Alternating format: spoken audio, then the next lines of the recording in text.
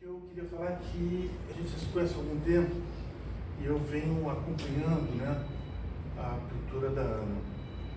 E para resumir, quer dizer, essa exposição, a Quissaça, como sabemos, é uma plantinha que nasce nos lugares onde, em tese, não deveria surgir. Mas a arte da Ana também é isso. Quer dizer, ela nasce pelas brechas, pelos entres, pelas beiras, né? E eu acho que nesse momento, fazer isso dessa forma, eu acho assim, muito importante e considero isso uma questão que deve ser levada muito a sério. A outra coisa que é importante, quer dizer, do qual eu sou testemunho, é que o trabalho que ela devota, a entrega. Nós hoje em dia temos carreiras de artistas sem trabalho, né? Mas então é importante dizer uma coisa óbvia, né? Quer dizer, o trabalho que ela devota a cada obra, a cada pintura, a cada xilogravura, seja no que for. Ali tem um empenho que me parece muito impressionante, que eu acho que é uma espécie assim, de alma de artista. Vitor, eu quero te agradecer demais o texto que você fez, né? Agradecer a sua presença aqui na conversa de hoje, e eu não vou me delongar mais não. Encerro por aqui agradecendo a Ana por tudo, por essa exposição. Você sabe que o quanto foi importante para a gente, você sabe disso. Para mim também. Vitor, quero lhe agradecer muito pelo teu texto. Eu agradeço a vocês. Felicidade. Ela merece uma salva, eles merecem uma salva. Parece que já acabou, né? Não, imagina. Gente, boa noite. Muitíssimo obrigado por essa introdução. Obrigado, Ana, por a gente estar aqui junto. Maneco, desde o primeiro telefonema, o convite feito, foi, enfim, de uma recepção, de um calor, de uma empolgação tão grande como o trabalho da Ana, que eu ainda não conhecia até o momento do convite, e a gente vendo aqui, né, as pinturas assim ainda tinham acabado de chegar e tudo mais. Você tinha, posso revelar? Você tinha escrito um textinho, você já viu o textinho dele? Já vi. Não vou pedir pra você dividir. Com o público. É a coisa mais sensível do mundo. Ele já tinha vindo com uma leitura tão sensível, o Maneco, das obras, que eu falei, mas você precisa de um texto mesmo? Já tenho. E aproveito para essa introdução que você fez do Paulo Sérgio. A gente teve eu tive a honra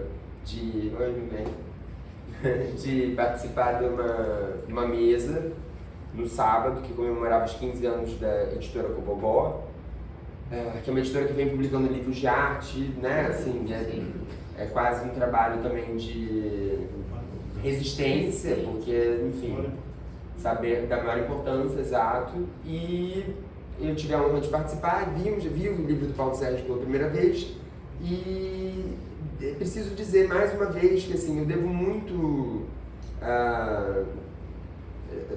a filha dele, a Luísa Duarte, que é uma curadora de arte, uma crítica de arte brilhante, que foi alguém que eu conheci há mais de 10 anos atrás e que me falou assim, quanto você sabe de arte contemporânea? E eu acho que, bom, agora eu tenho 32, eu devia ter, eu tinha 19 anos, eu acho, 20. E aí eu pensei assim, por dentro, quase nada, mas eu gosto.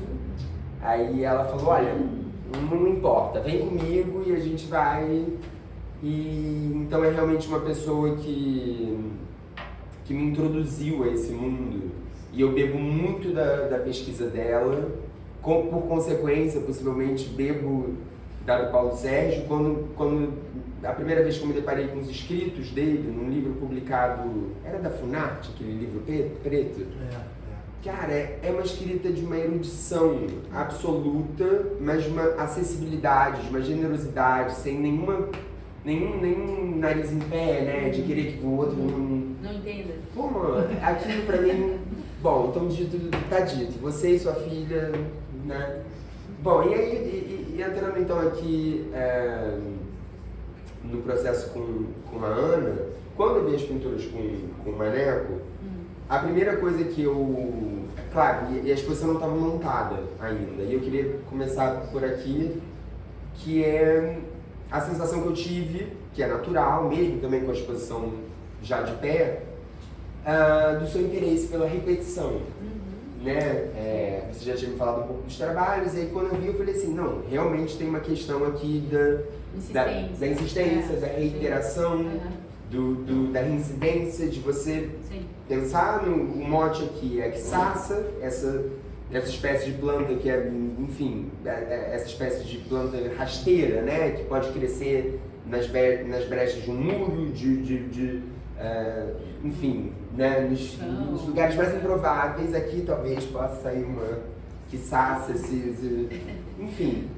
E aí eu falei, caramba, tem um interesse tão bonito. Primeiro, claro, a dimensão simbólica e alegórica da Ixaça enquanto uma planta que pode brotar onde a vida não necessariamente é bem-vinda, onde a vida não necessariamente um terreno não favorável à vida.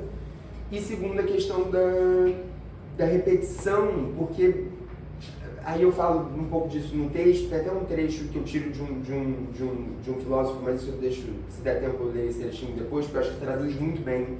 Não, mas é interessante. Né? Um filósofo que eu conheci, ó, o Luiz Eduardo. Byung-Chul Han. Mas lá se vão 10 anos. Talvez Benjamin, a escola foi... enfim, ele fala muito de como os nossos aparatos cognitivos...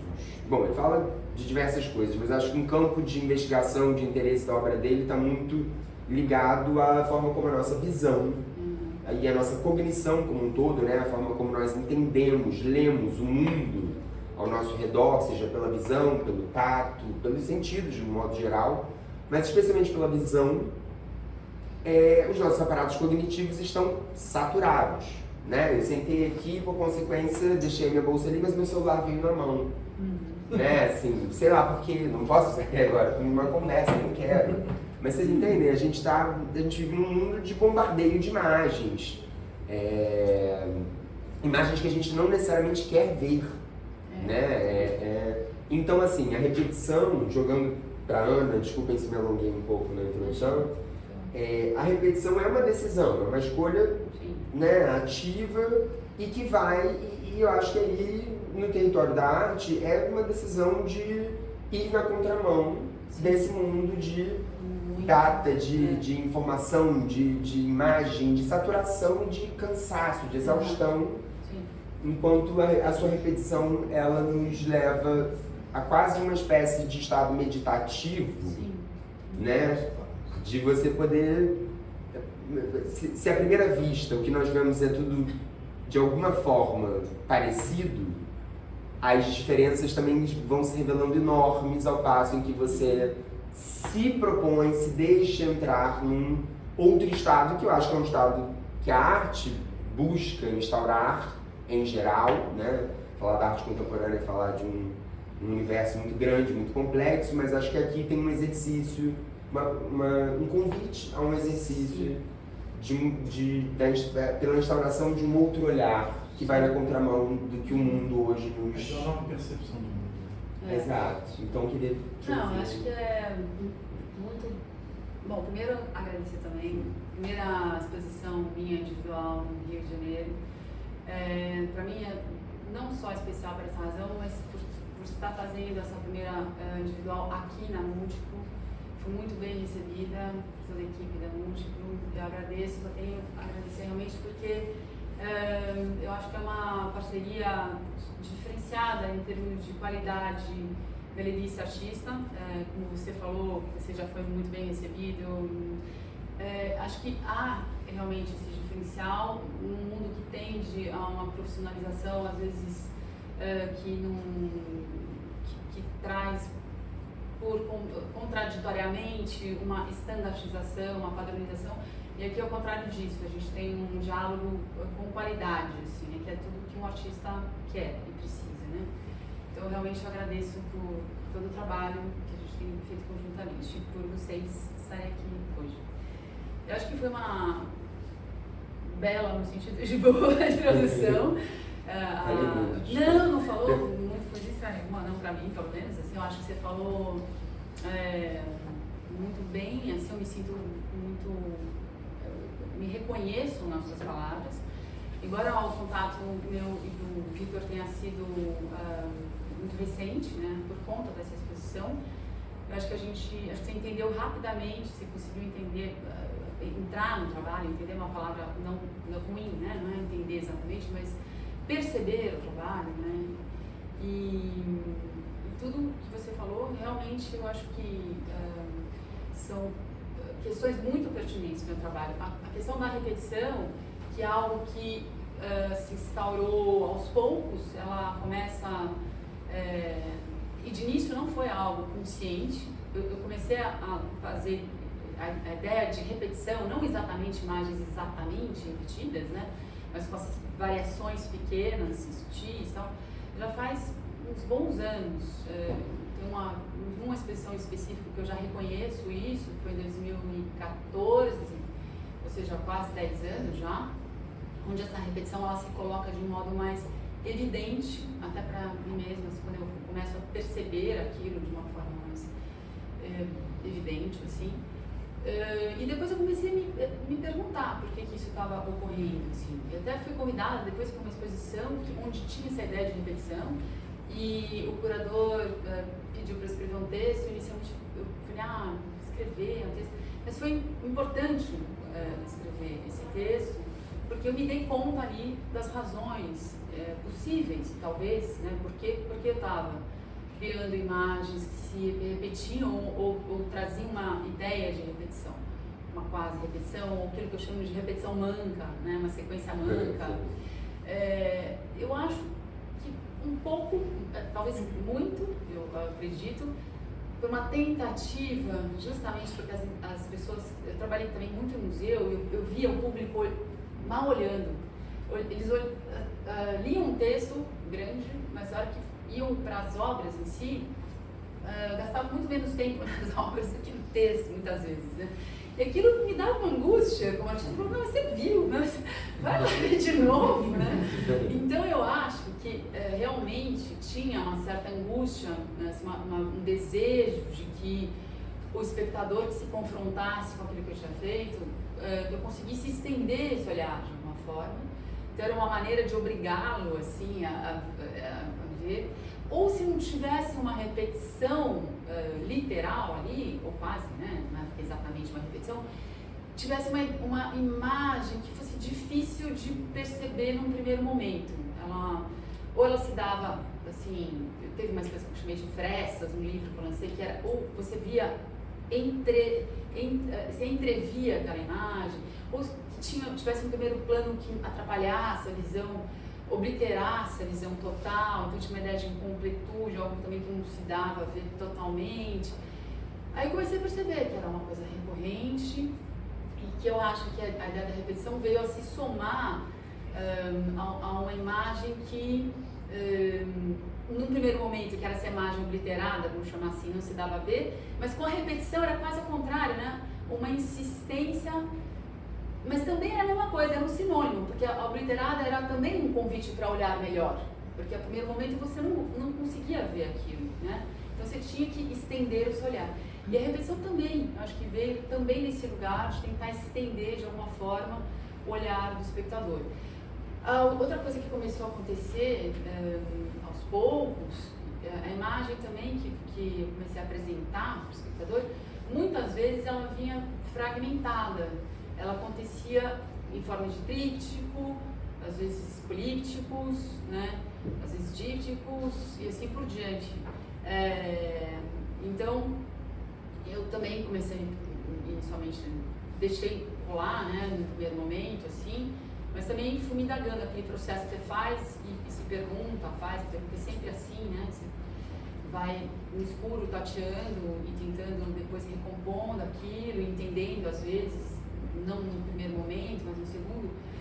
E eu acho que também é muito, também o modo, porque eu também sou espectadora do mesmo modo como eu sou artista, mas eu também todo mundo, né? eu também tenho esse celular que atrapalha, eu também tenho que parar porque, sei lá, eu tenho que fazer alguma coisa e depois teve um outro apelo aqui que me chamou a atenção. Então, também para mim é angustiante essa percepção difusa que é tão falada, né, na modernidade, mas que certamente hoje a gente está num ápice, talvez ainda pior, provavelmente, né?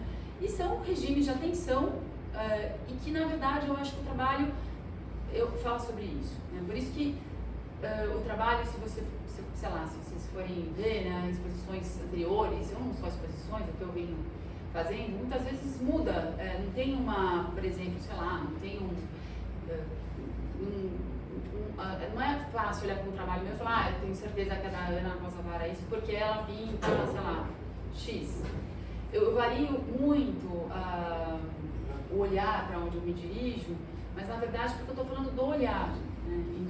Então é isso. Então eu depende do que eu estou olhando, porque na verdade o que eu estou falando é sobre essa questão do olhar e da atenção. Então realmente eu gosto desse algo insignificante, aquilo que normalmente, porque realmente é excesso, né? O Byung-Chul Han é um cara que eu comecei a me interessar também há uns 10 anos atrás, mais ou menos. Em 2015, foi 2015 que eu vi o primeiro livro dele, que acho que é a Sociedade, que ele tinha mencionado, né? Que ele escreveu um texto. Ele fala da sociedade de cansaço. Do cansaço. Exato. Agora ele está sendo ainda mais relido porque ele foi um cara que há um tempão já fala da sociedade do cansaço e a gente fala hoje muito sobre o quê? O burnout.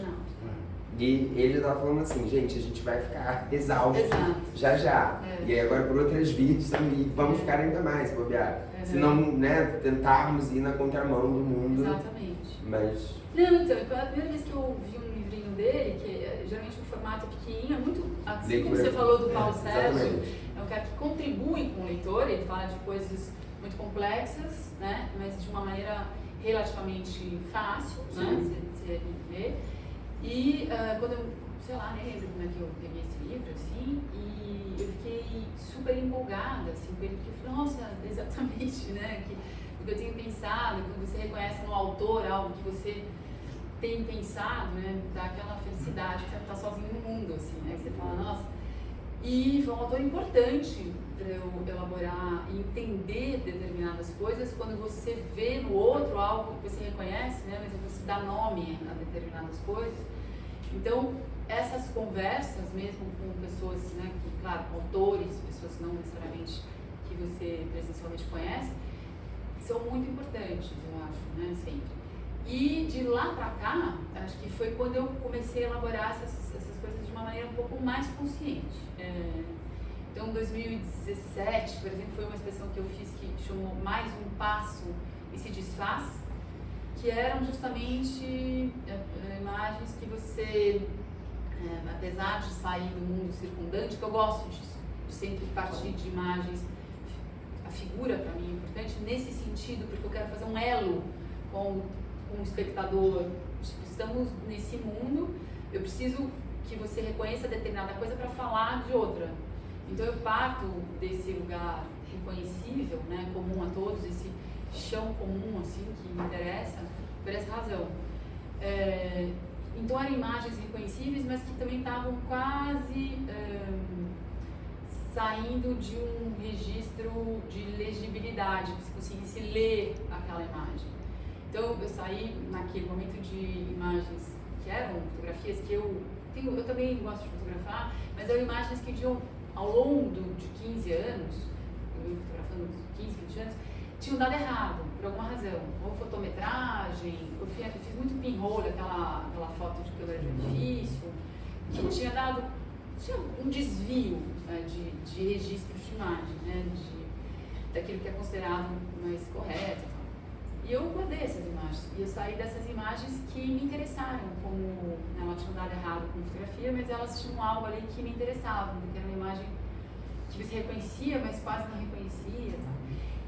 E eu acho que talvez somar um pouco esses meus interesses, que a gente falou agora, ou seja, da atenção, percepção, do olhar, de quão desafiador é para um artista que lida com a imagem, trabalhar com a imagem hoje, nesse mundo tão saturado de imagens, porque é realmente difícil e acho que um grande desafio. Mas também a questão dos meios. Os meios me interessam. Os meios pelos quais eu falo, porque eu sou uma artista visual, justamente.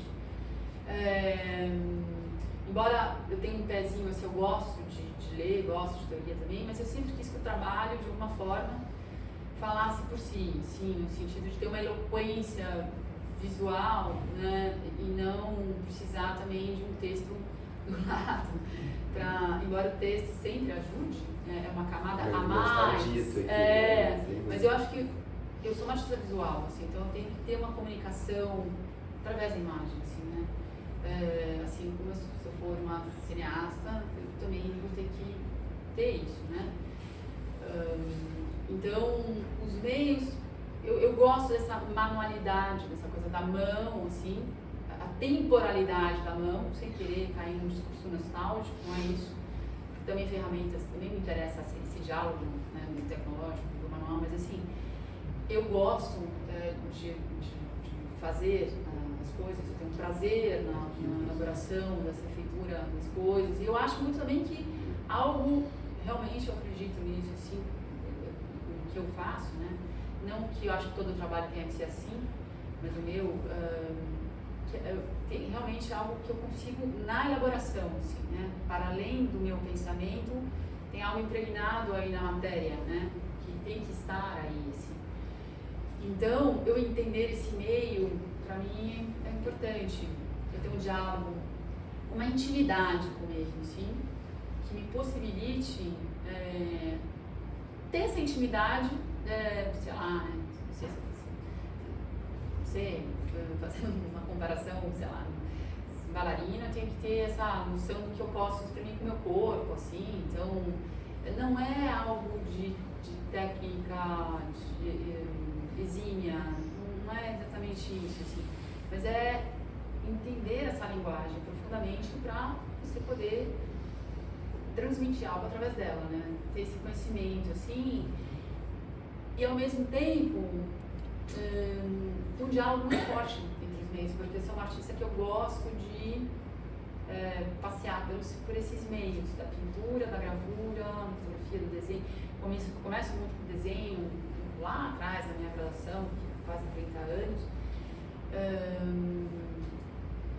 Mas esse lugar também, que acho que também é uma questão que talvez a gente possa tentar falar, não sei, que é essa visibilidade do entre, que você falou, que é um pouco uma imagem que quase, eu quase fiz uma expressão que chamou quase, esse quase me interessa, é um quase, porque não é um estado constitutivo e assertivo.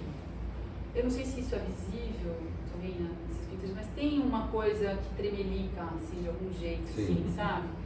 Que de algum jeito ela resiste um pouco também a ser muito... constituir um lugar assertivo, um lugar onde é como se você, eu até cito em algum momento assim, uma sensação de zoom em algumas, como se você olhasse para o campo, né, assim, tem uma coisa de desestabilizar nesse sentido que você está falando. Não é, querendo dizer, não é né, o plano americano do cinema, eu digo, não é o olhar estável, tem uma perfeito. coisa de uma estabilidade, sempre tem uma coisa meio instável, assim, que também eu acho que é uma coisa, né, que é minha, assim, do jeito que eu penso, talvez a própria imagem, talvez eu fico com medo que ela, se ficar muito estável, ela se desintegra, não sei, tem algo assim, sabe, pra mim. Então, os meios também tem algo que eu acho que eu trago na pintura, na gravura, muito da pintura, da experiência da pintura. A pintura também tem, muitas vezes, tem algo meio gráfico. Quando eu, por exemplo, fazia expressão de fotografia, era um olhar que era muito, que me interessava da pintura, então eram planos, distância, luz. Então tinha às vezes gente que estava meio confusa, embora não fosse a minha intenção, não era isso, eu estava querendo confundir o espectador, não nesse sentido, mas tinha gente que, no primeiro olhar, não percebia que era uma fotografia, De qualquer forma, eu acho que as questões que me movem vêm da pintura. Embora a gravura é muito constitutivo da minha trajetória como artista, a Chilo principalmente, porque... Ela trabalha na Chilo mesmo, né? Ela faz a matriz. Mas assim, a Chilo, eu não sei se vocês conhecem o processo de Chilo, se vocês estão... Como é a matriz, né? A matriz, né? Que é a madeira, né? Você cava essa madeira, então tudo que está em branco, que está... você cavou, né? Diferente do desenho que você traça, ao contrário. É como se eu carimbasse a minha mão na parede e ficasse essas linhas que estão, né, gravadas na mão, ficam brancas. É mais subtração do que adição, isso, né? Você tira em vez de adicionar o plano. Exatamente. Então, mas tem a questão... Então você faz primeiro a gravação, aquilo que a gente chama da gravação da matriz, que é a matriz da madeira, e depois você tem a parte da entintagem para imprimir isso, né? Você transporta aquilo que está gravado e você traz uma superfície do papel, né? Então, é o contrário, um senhor né? profissional aqui presente. Pois é, tem João aqui na minha Sanches. frente, João. Então, e aí, eu acho que, até a gente já falou, João, um pouco sobre isso, assim, eu só considero acabada a minha gravura quando eu acabo de imprimir. Porque para mim é muito importante eu entintar a minha matriz. Uma vez eu tive a experiência com o João, uma vez, que, né, foi ótimo, ano passado, retrasado, que fez essa parte da impressão, mas era uma coisa monocromática, né? E muito tempo atrás, com umas gravuras de metal, eu tive também, que era o irmão do Marcelo Grasmo, que é um super impressor, mas quando ele imprimiu eu não conseguia reconhecer. Eu achei muito... Eu falei, nossa, mas isso não é meu, né? Porque eu gosto de imprimir as gravuras, assim, porque eu acho que eu termino o meu processo na hora de impressão. Principalmente as Chilos, que tem essa coisa da cor, o jeito que eu tinto a matriz, que eu faço uma pintura, meio mão de pia, meio... Então, é isso, assim, esses meios, eles são meio... limítrofes, né? Eles ficam nesse limite, eles vão meio borrado, né? Os limites, contaminam.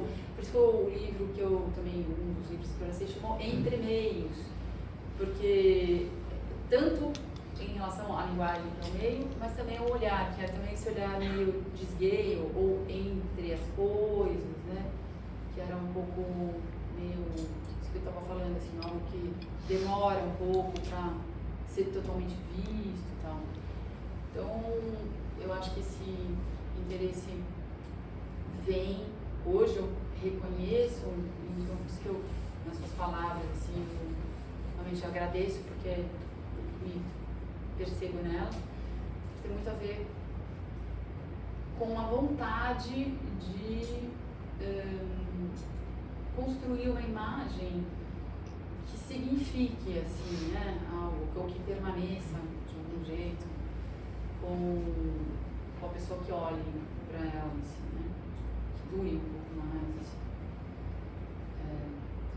Acho que é isso. Você falou da Chilo, da sua experiência, de como a experiência com a xilogravura é fundamental de alguma forma, né, para a constituição desse pensamento, mas eu queria que te pedir para falar sobre a relação com a fotografia, porque aí se estabelece uma relação que também é muito interessante, porque hoje a gente vive também dentro desse regime de atenção e o regime de olhar, né, que nós estamos mergulhados, não temos escolha. Quer dizer, temos escolha, podemos, sei lá, morar no campo, buscar, não sei, limpar a vista, ou onde for, não sei. Mas tentar, né, limpar a visão, ver o mundo novamente. Com olhos virgens. Né, exato, eu penso muito nisso. Limpar os olhos, ver o mundo novamente, como se fosse a primeira vez, não dá, né? Mas acho que tem uma poesia também nisso, mas a fotografia também vem passando por uma mudança radical, né? Vide desses aparelhos aqui que são capazes de, enfim, a gente já não tira mais, quer dizer, Claro que você pode tirar foto com uma câmera mais profissional, existem, por sorte, artistas ou mesmo não artistas, mas pessoas que trabalham, que se dedicam à fotografia analógica, a trabalhar com filme, a Super 8, que é uma coisa completamente um trabalho, quase trabalhar com estilogravura, porque você está trabalhando com a matéria, né? Exato, né? Então assim, é totalmente na contramão do universo, de um mundo que hoje nós temos aparelhos que a gente tira do bolso, aperta um botão e você pode tirar 30 fotos da mesma coisa. E ela corrige tudo, tem um regime aí também do que é considerado uma boa foto, Exato. Uma imagem, né, mais visível, mais contrastada, mas corrige tudo, foco, tudo, né? Exato. Imediatamente. Então, eu queria te ouvir sobre como como na sua experiência com fotografia, talvez isso também já aparecia, e mesmo como a sua relação com a fotografia ainda aparece, por exemplo, num conjunto de obras como esse. Eu acho que eu até cheguei a perguntar para você quando a gente viu as pinturas, se, por exemplo, se realmente todas as imagens vêm... porque realmente, até por essa... você falou isso, existe um modelo de imagem em tese perfeita, mas ao mesmo tempo essas máquinas são tão livres que se eu acabo de ver uma coisa aqui, né, eu posso fazer assim... Você pode usar sempre a ferramenta como se fosse... exato, é um olho meio móvel, estranho. Sim. E então quase como se é isso que você falou, da percepção da angulação, né, Ele tem uma agilidade, o celular, por outro lado, né? Sim, é quase uma extensão do seu olho, que do você olho. Tá falando. Você, né, como se você Sim. pudesse olhar ali, olhei ali, ele consegue também tirar isso. Essa questão é ótima. Porque eu acho até que nós temos divergência. Para falar dela. Então... brincadeira. Não, as divergências são bem-vindas. Eu vou falar um pouco da experiência minha, como é que a fotografia apareceu.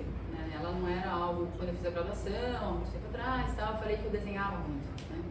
Então, eu tinha realmente aquela coisa de caderninhos por todos os lados, em todas as bolsas, mochilas, saía qualquer tempo, além de um tempo maior dedicado ao desenho, um tempo, sei lá, parava para desenhar alguma coisa, eu realmente ficava no ônibus, tal, qualquer coisa, eu fazia realmente isso.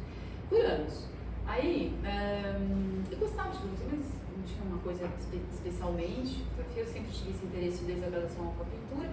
Teve uma época que eu ganhei uma bolsa, há um tempo atrás, isso também já, nos 90, e eu fui parar em Londres com essa bolsa de mestrado em pintura, e lá eu consegui arranjar uma câmera analógica, que eu já queria, não tinha no celular ainda, inclusive. Mas eu já tinha um desejo de fotografar, porque eu comecei a me interessar pela fotografia, porque esse registro do dia a dia, ordinário, do cotidiano, que eu fazia através do desenho, eu comecei a me interessar em fazer através da fotografia por uma coisa muito simples, porque a fotografia ela me dava a informação de superfície, luz, já, né? É luz, né? E como eu estava interessada em fotografar para lembrar coisas, sabe, como essas observações de situações do meu cotidiano, então eu comecei a fotografar, eu fazia isso, eu estava trajeto, andava muito a pé, metrô, bicicleta na época, ia fotografando. Então assim, tinha assim, centenas de fotografias que eu ia colocando lá, na minha parede, no meu estúdio lá, que não era grande. E o que eu fazia era, eu estava pintando, assim, porque eu sempre tinha interesse por espaço, lugar, paisagem e tal. Eu pintava por cima dessas fotografias. Então eu tirava aquilo que não me interessava, o excesso que não me interessava ali, e aquilo que me interessava ficava evidente, digamos assim. Então eu resumia a foto, né? Você manipulava um olhar fotográfico seu. Mas não tinha um Photoshop, eu botava um óleo por cima. Através da pintura. Exatamente. Então eu ia pintando aquelas fotos para entender aquilo que me interessava, entendeu? Existia uma operação, vamos chamar assim, naquela época, muito, de redução daquilo que eu via. Então, quase assim, não que eu fosse, vamos chamar também entre aspas, de abstração, né? Mas era uma figuração mais resumida, muito mais resumida, né? Até em planos geométricos ali, vinha de uma percepção, de uma de um olhar, mas era uma coisa muito mais reduzida. E, ok, não pensava muito nisso, porque era processo, não estava nem aí com o fato, né, inicialmente. Quando eu voltei para o Brasil, primeiro que eu fiquei sem ateliê, aquela coisa assim, né, que você está em Londres com bolsa, mestrado e tal, emprego e tal, não tinha, estava sem ateliê. O que eu fiz? Peguei a minha câmera e fotografava todos os dias, para não deixar isso, era a minha possibilidade, virou a rua, né, o ateliê. E eu ampliava as minhas fotografias, porque justamente eu montei um laboratório fotográfico preto e branco, eu mesma. E aí eu que ampliava essas fotos. E foi aí que eu comecei a participar de exposições de fotografia, mas sempre, óbvio, assim, né, dentro das artes visuais, né, fotógrafo, claro, exposições de artes visuais, com fotografias que eram preto e branco analógicos, que eu mesma ampliava.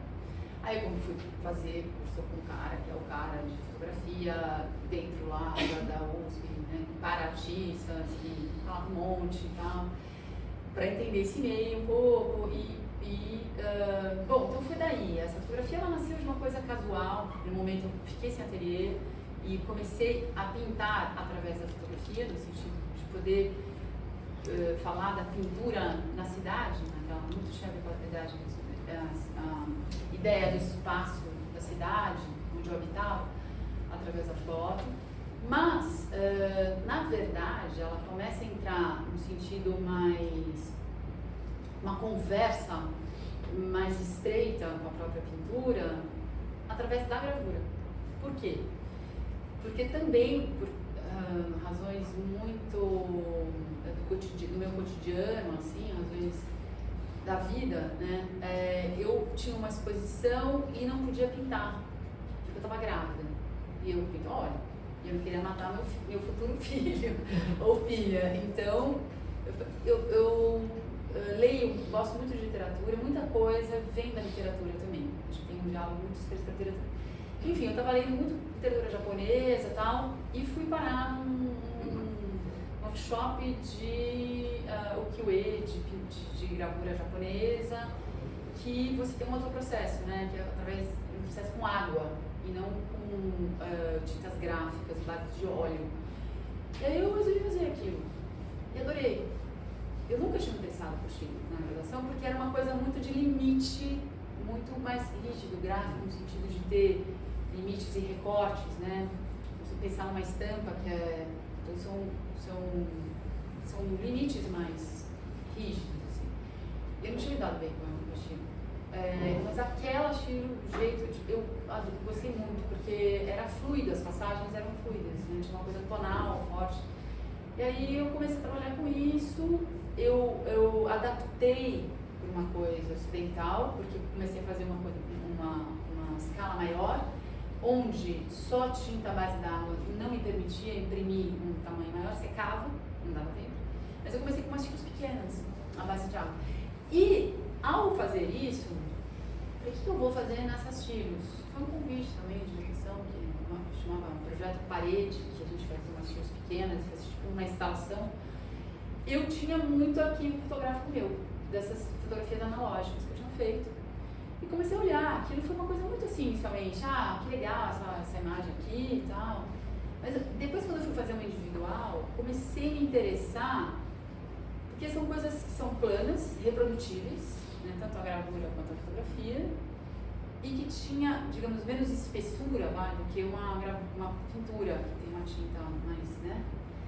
E aí eu comecei a pensar nesses meios, de uma ideia de unicidade da pintura, em contraponto, né, uma ideia de múltiplo da gravura e da foto. Aí eu comecei justamente a relacionar as coisas e comecei a repetir. Uma relação bem intrincada. E muito intrincada. E comecei a repetir a imagem. Então, por exemplo, eu colocava a matriz fotográfica. Então eu imprimia a fotografia que eu tinha inicialmente gerado aquela imagem num papel algodão, mas eu imprimia a gravura, a estilogravura derivada dessa imagem, por cima dela, levemente deslocada, por exemplo, para mostrar essa ideia do que foi feito pela mão a partir daquele original que se reproduz, mas que é um filme, sabe? Então começou, na verdade, o diálogo da fotografia com a gravura. Então foi uma expressão que eu chamei de pequenos erros sem importância, que vem de uma frase, de um conto de um autor italiano que chama Antonio Tabucchi, que gostava muito do Fernando Pessoa. E aí esse cara, quando eu estava lá, muitos anos antes, assim, lá em Londres, eu pensei, o autor, alguém me introduziu, e tinha eu já gostava dessa ideia de fora do lugar, sempre me chamou a atenção esse título. Eu trouxe esse título porque eu trouxe todos os registros fora de lugar da gravura. E era essa conversa de fotografia com a gravura, dessa matriz fotográfica, com já a informação do veio da madeira, né? Porque a imagem não era, embora fosse a mesma imagem, não era, né? Então eu já estava me interessando por essa ideia do que você faz. De como se traduz, isso. Né? Assim, a pintura. Pô, a imagem não é, uma pintura não é uma simples imagem, sim, né? Sim. Então depende como essa imagem é feita, ela chega diferente na percepção, ela é aprendida de forma diferente, ela significa diferentemente. Então já tinha ali esse interesse e posteriormente acabei trazendo isso nessa outra expressão que eu falei, que eu trouxe os erros das fotografias que deram tudo errado, mas eram fotografias muito manuais também, muito pinhole, né, que era aquela câmera de orifício, bem uga-uga, no sentido primário da coisa, né? Eu gosto dessa coisa meio primária também, no sentido de nos primórdios, né, da técnica, assim, eu acho interessante. Eram imagens invertidas da pinhole, que é a câmera de orifício, ela te dá uma imagem reversa, né, do que é preta, branca e tal, quase como negativo fotográfico. Quase não, é o negativo fotográfico, né? Então, e isso dialogava com a xilogravura, porque a xilogravura já tinha imagens que aconteciam isso. Então começou a tudo me interessar, assim, essa imagem também que era apresentada ao revés, né? O que é positivo vira negativo, como que ela chega, embora seja... E mais uma coisa, a fotografia também me dá aquilo que eu chamo de sujeira do mundo, porque ela abriu uma maneira também de eu conversar de uma maneira muito direta com o que você estava falando, assim, sabe?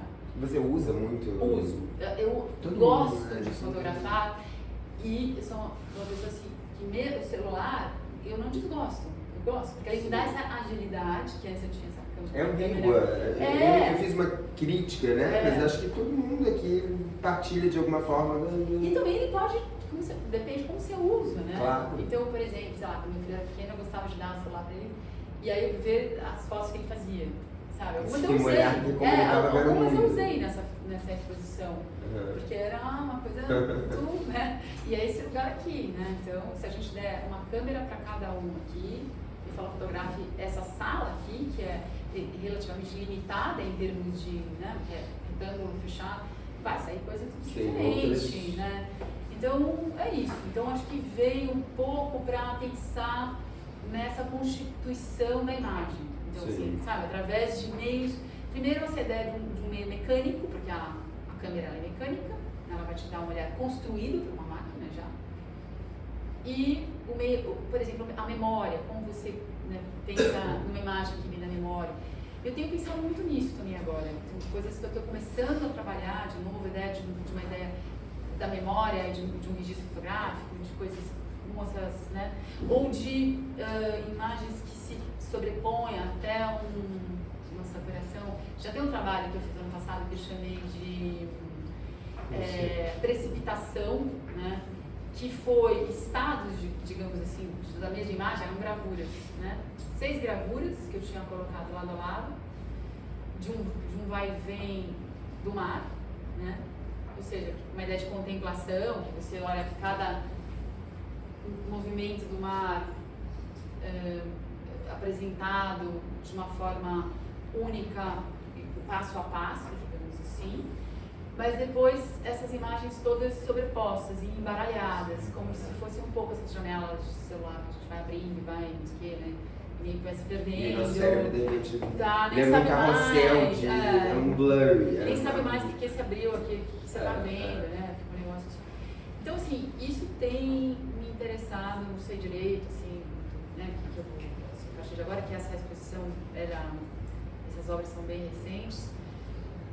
E a relação da fotografia aqui, por exemplo?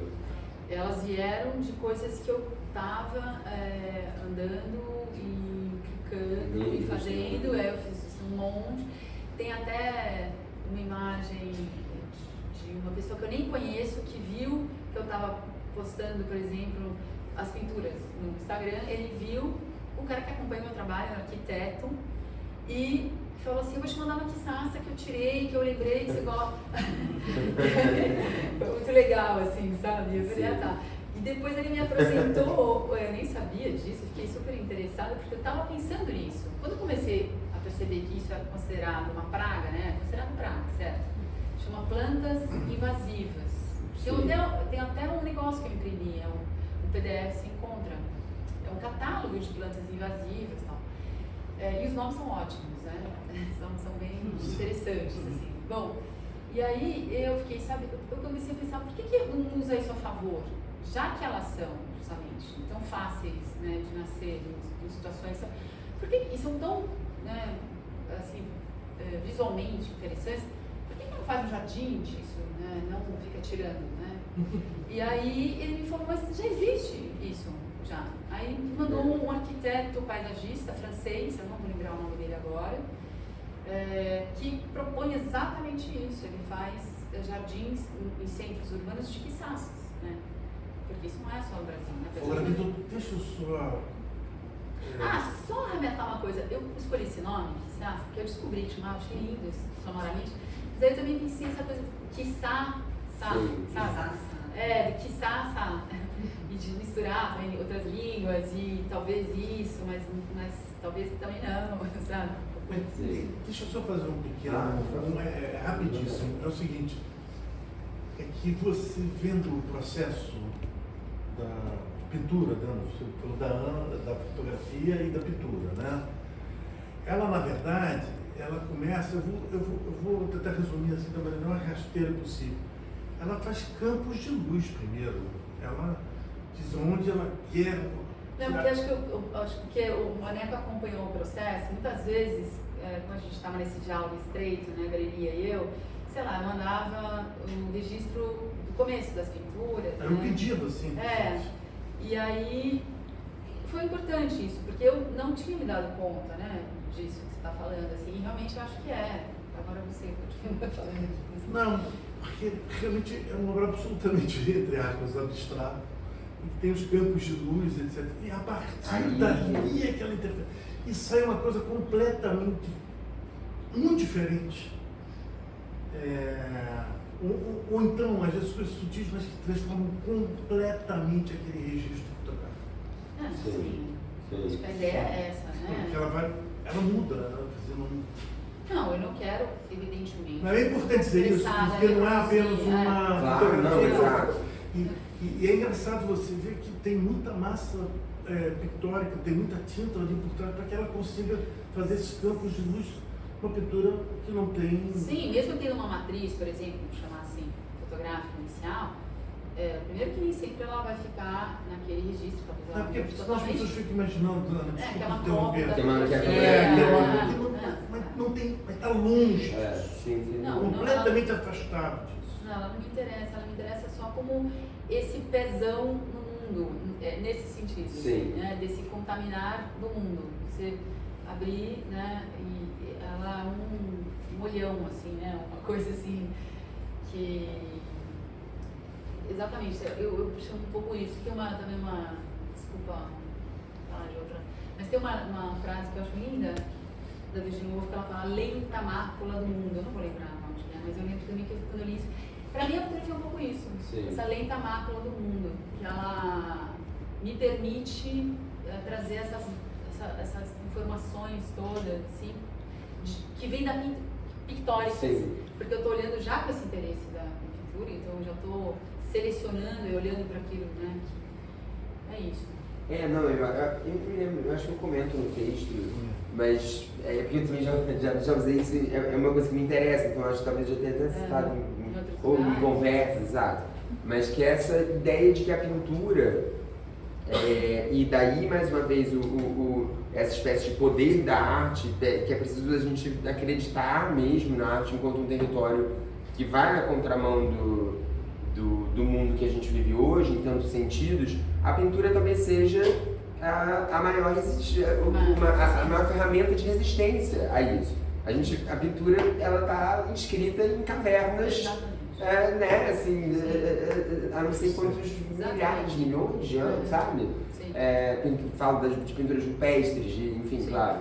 Mas eu digo, a primeira tentativa de figuração, né, de mundo que a gente vê do mundo num outro plano. Exatamente. Então, assim, e aí você falou isso da relação entre fotografia e pintura. É claro que a fotografia, desde o seu nascimento e mesmo os seus avanços, isso já que você tá falou. Já está com a pintura lá atrás. Exato, tá tudo ali muito junto, e a fotografia, absolutamente, ela e de maneira autônoma, ela tem o seu valor e o seu óbvio, e é um campo de interesse infindo também, apesar de muito mais jovem. A gente fala de 100 e poucos anos de fotografia, né? Assim, um invento do fim do século, meados do fim do século XIX para agora. Talvez a gente fale de 150 anos de fotografia, grosso modo falando, e a gente fala de milhões de anos de pintura.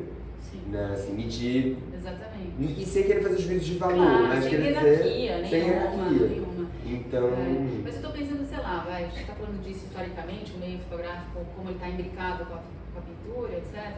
Sei lá, o próprio impressionista, estou lembrando do Degas, que foi uma figura que usou, entre tantos outros, mas todo mundo, né, mais comum de se falar, usou tanto a fotografia para inovar na pintura, entendeu? Então ele está usando ali, mas como subsídio para pensar o meio pictórico, né? Mas por sua vez também, ao fazer aquelas fotografias, ele também muda o meu jeito de olhar a fotografia. Também a pintura, então, exatamente. Né? Então tá, né? São coisas, vasos comunicantes e uma coisa interfere na outra. E eu acho bonito isso, assim, né? Porque são meios de olhar as coisas e propor imagens, né?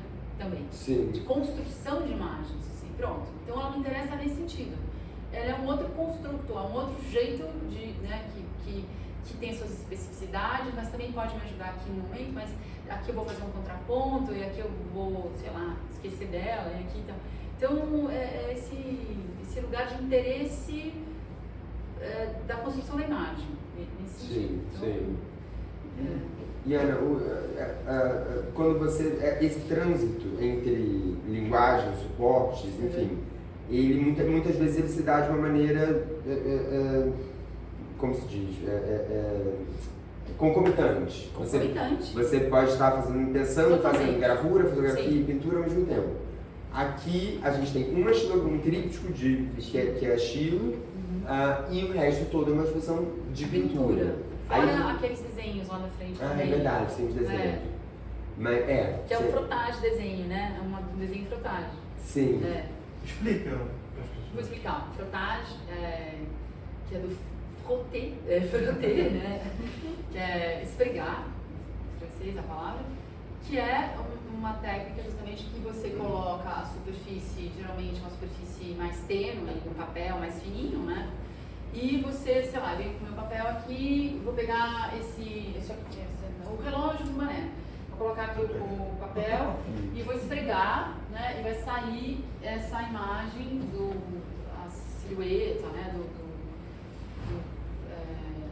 Do objeto, né? O que for, ou da textura da parede, sei lá, né? Os surrealistas usaram muito e tal, porque também é um outro jeito de se referenciar ao mundo externo sem necessariamente ter que desenhá-lo ou fotografá-lo, né? É outra forma de capturá-lo também.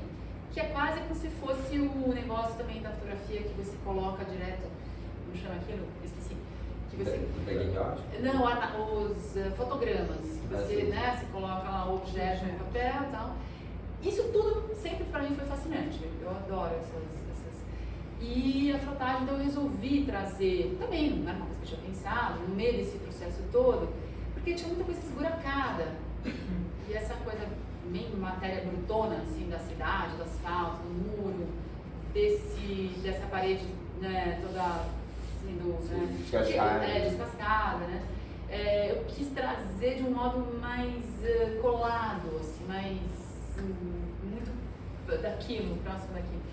Aí eu resolvi fazer essas frutagens direto no chão lá, eu escolhi erigir no chão e fiz essa primeira tirada assim, dele, quase que você tira a pele, né? Tem a ver com a gravura também, né? Que você, quando o véu de Verônica lá, né? Você tira aquilo né? Daquela forma, assim, quase de uma maneira latente, assim, né? Você tira assim. E aí por cima, no ateliê, continuei trabalhando. Então, mas ele me deu um pouco essa estrutura que é diferente de você desenhar, que é diferente de você imprimir, ela é uma outra visualidade. E aí, então, são papéis japoneses que eu primeiro entintei um cinza que remetia um pouco a chão, asfalto e tal, com nanquim. Aí depois de eu ter já tingido esses papéis, eu fiz a frotagem, depois eu voltei para o ateliê e agreguei camadas, porque eu queria um pouco mais, assim, bastante a óleo, certas coisas assim. Mas basicamente de pintura. E aí que é uma coisa. E essa escolha, e é isso aí, é complementar, essa escolha né, acho que fica claro que ela é uma escolha conceitual, ao passo que também, não sei, ela é tão ela te veio de maneira tão objetiva e clara, assim? Olha, tem a questão que você falou da resistência da pintura, eu acho muito isso, assim, sabe? Porque a pintura, ela é um pouco ame ou odeia, assim, né? Meio artístico, assim, né? Tem uma cisão, né? Tem uma cisão atrás, anos 60, que ainda fica um resquício. As mortes, falando das mortes da pintura, a pintura nunca morreu, não vai morrer. Paulo VI tem uma frase, as pessoas esqueceram de avisar os pintores, né? A questão é... Mataram, né? Esqueceram de avisar os pintores, matam toda hora. Só que avisaram. Então, a pintura tinha acabado. Então, assim, desde quando eu estou na graduação, eu ouço isso. Então, eu me sentia quase culpada, né? Tinha vergonha, gente, eu estou interessada em pintura. Pode, cara. Eu queria falar um pouquinho, não estou chutando. Tem uma coisa aqui que é muito importante no panorama da arte atual. Está havendo, de forma generalizada, um uso de obras de artes políticas, inclusive de baixíssima qualidade, a maioria das vezes, do ponto de vista da linguagem artística. Vai dizer, não. O trabalho da Ana se inscreve fazendo a abstração completa dessa situação. Então, ela repõe a questão da política da arte, não da arte política. Que a política da arte é essa discussão que ela está fazendo aqui. Ou seja, é discutir a linguagem da arte. Isso é a política da arte. A arte política, uma Guernica, para falar dos grandes, hein? Não estou falando das pegarias, estou falando logo dos maiores. A liberdade conduzindo o povo, a jangada da Medusa. Sim. Isso são momentos de arte política importantíssimos na história da arte. Agora, existe a questão da política da arte, que é o que ela pratica, que é a questão do desenvolvimento da linguagem artística no mundo contemporâneo e persistindo numa abstração completa em relação a essa imposição externa da questão da arte política. Eu acho isso importantíssimo, essa coragem, porque implica em coragem de inscrever seu trabalho no mundo contemporâneo com essa linguagem dessa maneira. Parabéns. O que você está falando é muito importante para mim. Talvez mais importante para uma pessoa tenha percebido isso, não tenha sido eu mesma a ter falado, mas é algo consciente, é uma escolha. Assim, porque há tempos atrás, por exemplo, eu sou uma, assim, embora eu seja artista, conviva com o meio artístico, mas eu tenho muitos amigos que vêm, algumas pessoas aqui sabem disso, do meio da ciência política, ou da história, né? Desde a graduação eu convivo com até mais pessoas desse meio. Então eu sempre fui uma pessoa assim que me interessei por política em termos do sentido maior da palavra, assim, né, mais ampla. Estrito senso. Né? Assim, mas eu sempre tive muito constrangimento, quase, assim, e cada vez mais com os tempos, embora eu acho ser muito importante essa questão, de fazer uma coisa com panfletagem, entendeu? Uma coisa... E eu realmente, o que eu olhava para o redor, assim, eu falava, Luiz, isso para mim é um antipolítico, assim, porque isso é o contrário. Mas eu ouvi recentemente, há pouco tempo atrás, uns 2 anos atrás, de uma curadora fora do Brasil, que eu tive a oportunidade de expor, e ela olhou e ela falou assim, mas qual é o elemento contestatório do seu trabalho? Eu fiquei tão irritada com aquilo, porque era exatamente o contrário. Aí eu falei assim, eu posso responder por e-mail? Aí eu respondi. Aí eu respondi assim, acho que contestatória ou contentatória. Mas acho que ela não entendeu nada, assim, porque eu falei dessa... Então, quando eu pensei na Kitsasa, eu falei, deixa eu pegar a coisa mais insignificante possível, né? O que é o sei lá, mas foi realmente, assim, inicialmente, uma coisa antitemática, assim, porque eu tô tão cansada. Então tá, essa coisinha que eu tô vendo aqui, né, que eu tô pisando em cima, então eu vou fazer, eu falei pro Maneco, eu vou fazer uma expressão que vai ser assim, eu vou fazer uma planta que as pessoas passam por cima e que ninguém olha, mas assim, eu vou fazer isso, que eu tô com muita vontade de falar desse lugar, a partir disso, né, dessa insignificância do tema, digamos assim, de uma coisa que não seja, ou possa ser considerada a coisa mais alienada possível, né, da minha parte. A artista que pinta matinho, sei lá, né, eu podia cair nesse lugar, né. Mas é que, não sei, eu falei dessa... Se você se permite demorar um pouquinho mais... Né? Se você permite que o seu olhar vá virando, né, a chavinha, se depure um pouco de tudo que está lá fora, eu acho que isso se torna muito evidente. Uhum. E aí também, se a pessoa não entendeu, fala lá com a jornalista, né, assim, do time da jornalista. Que, enfim, eu lembrei muito de uma frase não lembro exatamente entre aspas, mas o Vergara, o Carlos Vergara, né, artista enorme, pessoa fantástica, ele responde numa entrevista, no livro dele, alguém pergunta a ele sobre a repetição no trabalho dele. Não de um modo pejorativo, mas ele fala que ele, ao longo da trajetória dele, ele realmente se dedicou em muitas séries a uma verdadeira ritualização da repetição. Eu nunca esqueci essa expressão, assim, que é, como a gente estava falando, quase a experiência do chá, sabe aquela coisa do japonês que eles têm, né, da cerimônia do chá? De você... E tem muito isso, eles têm uma ritualização de uma repetição. Exato. Que é justamente para o contrário, para trazer algo de... Exato, exatamente, repetir para que algo novo surja. Que algo novo surja. Ou seja, pintar, buscar na Kitsasa, que é onde em tese, a priori, não existe nada, não vou dizer nada, assim, nada, mas no rasteiro da vida, do mundo, buscar é justamente onde, aí me lembra também como foi esse poeta que fala, é um pouquinho fora de contexto, mas acho que vocês vão entender o que me veio agora, a alegoria, a metáfora, que é esse poeta cientista, acho assim, que fala assim, onde mora o perigo, mora também a salvação. Sim. Que é até a Luísa Duarte usou para falar do trabalho do Miguel Rio Branco.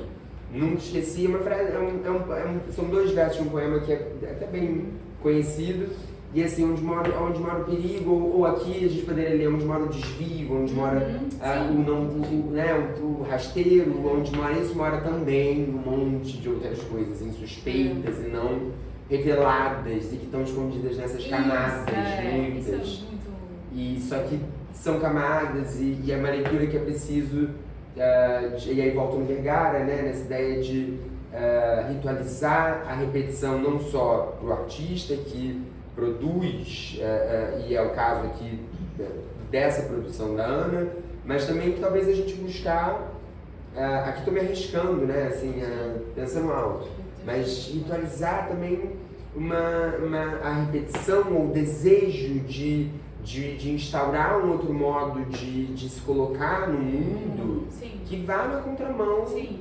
Porque o mundo não, assim, é um diagnóstico um pouco, não quero terminar indo para esse lugar, assim, mas os diagnósticos do mundo não são lá muito, né? É chato, né? É chato. Exato. Então, aguenta mais. Não, mas esse tempo que vocês, no fundo, falam que a pintura retém, ou a pintura da Ana pretende reter, me lembra só, tem momentos assim que um galerista presencia que são importantes, né? O Suede estava no CTI, foi feita uma exposição aqui. Eu vi uma conversa até do Ronaldo Brito com o Paulo Sérgio, porque ele não pôde vir, lembra disso? E ele mandou uma gravação que tinha aquele barulhozinho do CTI, pip, pip, que foi engraçado. E ele dizia o seguinte, que a pintura era uma ausência, que ela só se consumava com o olhar do outro, tudo bem.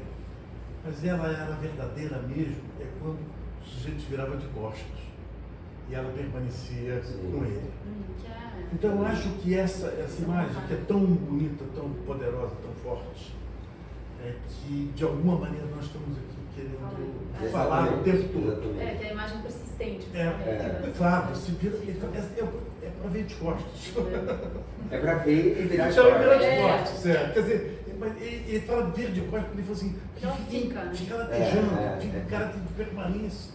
E lateja de um jeito bem diferente do o carrossel de imagens, né? Que se você ficar aqui fazendo né? Você, de repente, não sei se vocês têm essa experiência, mas a cabeça parece um carrossel mesmo, às vezes, e pensamento, né? Atenção, o mundo está absolutamente fragmentado, os aparelhos cognitivos estão colapsando. Espero que a gente perceba isso o tempo do WhatsApp, do Instagram, sei lá mais quem, não serem mais imperativos, né? Num mundo que não vive sem eles. Se agora o WhatsApp colapsa, a gente vai ter tipo, o crash da bolsa de Nova York. O mundo para. Então, assim, né? Busquemos saídas, por hora, nem que elas sejam individuais, né? Criar sistemas, assim, estratégicas, né? Por X horas do meu dia eu não vou olhar tais coisas, não sei. E esperamos, acho, né? E a arte, acho que persiste nisso, seguirá persistindo. E aí, acho que o maior valor dela e o maior valor dos artistas por fazerem isso acreditando, né? Que o ato artístico, o fazer artístico é capaz ainda, e é mesmo, claro, com as suas limitações, os seus limites, com, né, seu poder de atingir até aqui. Não há nada até agora que pareça poder, né, enfim, lutar contra o monstro. Mas a arte também já persistiu muita coisa enfim, então não sei, de certa forma até concluo, abro para perguntas, né, acho que essas são super bem-vindas, mas acho que está aqui, acho que a gente chegou, né, num lugar que fala muito sobre a força que a pintura da Ana tem e que a arte como um todo busca, ou pelo menos a boa arte, né, busca instaurar para ir na contramão. E eu vou dizer uma coisa, é muito difícil a gente ter uma conversa como a de vocês em que o tempo todo se falou da política da arte. Sim. Se falou o tempo todo na política da arte, eu acho que o Paulo Sérgio tem, claro, como sempre, razão. Mas mesmo. Porque no fundo isso é difícil. É uma decisão política. Nos dias de hoje, nos dias que correm, um debate como esse é raro. Eu paro para mim dos vocês. Ainda bem que tá gravado. Mas Por abrimos, favor, né? pra não ficar só, né? A ideia é que um bate-papo seja com todos. Todos vocês. Vocês falaram muito, então. Tomar aguinha, tomar água. Haja eloquência. É outra coisa de conversa quando um artista fala tão bem quanto você. É o ofício de professor também. Não, e o discurso não caminha, ele caminha junto, É. né? Ele não caminha na frente, ele não vai na frente. É. Tipo, no trabalho, fala sobre isso, aí você chega no trabalho. Existe Não, muito isso na arte contemporânea, é uma experiência recorrente na arte contemporânea. Sim. Contemporânea também. De você fica desamparado, né? Porque você fala assim, nossa, mas ele citou tantos lojas de pessoas, não entende nada e trabalha. Tá tão defendido ali que você não tem que Está tudo esvaziado, né? Você desvaziado. E aqui caminha tão, né, sutilmente, eu digo, sofisticadamente, junto, é um prazer, né? Mas é pra agora, efetivamente, estamos abrindo. Podem comentar, se vocês quiserem, se dá pra... Podem falar. É importante pra gente, assim, é gostoso. Ô, Ana, eu queria te fazer uma pergunta. A gente chega aqui, evidentemente, com expressão de cultura, né? A gente vê toda, né, a qualidade da cultura. Mas o que eu achei muito interessante também foi os diferentes suportes, hoje, diferentes mídias, né, que você escolheu. Então, a gente está falando, sim, muito de uma repetição, mas que explora diferentes meios. Sim. Então, ao mesmo tempo, né, quando a gente olha para aquelas pinturas que é sobre cimento, é cerâmica? Sobre cerâmica. Pois é, ótima pergunta, a gente não tinha falado sobre esse assunto ainda. A gente tinha falado dos diferentes meios, mas não a variedade dentro do meio da pintura, né, que acontece aqui. É a primeira coisa, primeira vez, desculpa, que eu resolvi pintar numa superfície como a cerâmica, por exemplo. Essa era a minha curiosidade. Primeira. Ou se era uma parte Não, primeira, porque são os últimos trabalhos. Porque enquanto eu estava justamente trabalhando, essa experiência, né, de ver a quiçaça pisoteada, né, e meio informe nesse sentido, ela é meio, né? Eu quis trazer um pouco mais isso também para o trabalho. E aí eu quis sair do formato regular das bordas, né, me é dado pela tela, né, experimentar algo que me trouxesse mais essa experiência desse pisoteado. E aí eu resolvi fazer, primeiro eu tentei fazer com gesso, depois eu tentei, nem lembro mais, umas outras coisas, e aí eu fui parar na cerâmica porque eu achei que era mais próxima dessa coisa do barro, né, desse barro, desse chão, né, meio com barro e tal. E aí deu certo, eu parei assim, porque a expressão ia começar, mas eu até estava pensando já em umas coisas até um pouco mais radicais, no sentido de fazer um pouco ainda mais esparramadas e tal. E de lá eu derivei para os papéis também das frotagens, que eu também fiquei com vontade, assim. Inicialmente eram as pinturas e artigos. Então veio daí esses outros suportes, vamos chamar assim. Claro, temos Não tecnológico. respeitar. Você tem que tomar cuidado, porque se demorar mais um minuto você não está vendo. Eu tô com vontade de ler. Não, eu estou brincando com você, baixei esse livro bastante. Mas eu acho que, enfim. Ana, sinceramente, eu queria agradecer muito vocês e encerrar o debate aqui. Porque eu estou achando que foi uma bela noite que conversamos de coisas muito relevantes no momento que vivemos.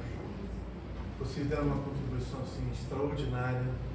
Nós temos algumas preciosidades aqui guardadas que um dia a gente pensa em transformar, né, Tetela, em converter em publicação. Temos aqui conversas memoráveis, inclusive a presença do Paulo Sérgio, uma conversa com o Antônio Dias extraordinária, conversas com tanta gente. Tem uma conversa dele com o Pedro Cabrita Reis, fantástica, né? Estou lembrando, enfim. Tá vendo? Eles têm seu valor, né? Os aparelhos. Já tem Isso tudo está gravado, isso tudo está registrado, a gente pretende, evidentemente, que transformar. E um capítulo, acho que uma página bonita e importante será certamente a conversa de vocês hoje. Muito obrigado. Obrigada. Obrigado.